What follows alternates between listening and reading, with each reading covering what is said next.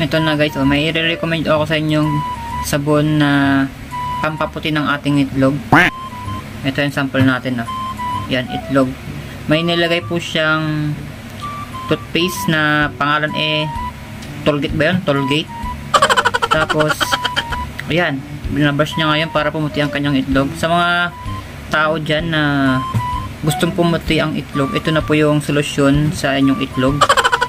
Brushin nyo lang po siya. Gumamit po kayo ng toothbrush sa inyong itlog para pumuti. Ito yan Ayan. Brushin po ng mabuti ang inyong itlog hanggang pumuti. Naka-timer pala guys. Ayan 1 minuto. 15 seconds na pero hindi pa rin pumuputi ang kanyang itlog. Gumamit siya ng Tollgate na toothpaste. Natakpan kasi kaya hindi ko nakita. Ang alam ko Tollgate yun. Gunggong! Barinig kita sa mukha Yan, 1 minuto na. Wala pa rin pagbabago sa kanyang itlog. Ay, yun palang nire-recommend yung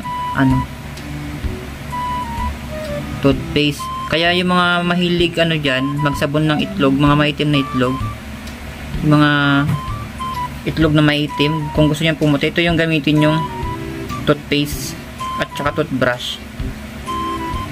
Ayan huwag na kayo gumamit ng mga sabon guys. Hindi epekto yung mga sabon sa inyong itlog kung maitim. Yan, gamitin nyo lang yung toothpaste na yun. Anong pangalan yun? Escoba ba yun? Escoba? Yan ang gamitin yung toothpaste para sa inyong itlog.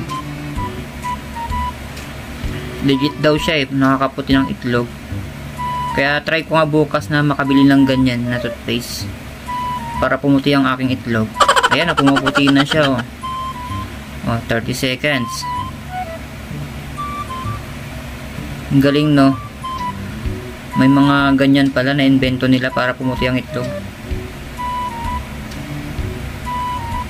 Para hindi na naka lights off lagi. Okay lang kahit lights on tayo pag bumanat. Ayan, puti ng itlog Huwag kayo mawala ng pag-asa guys.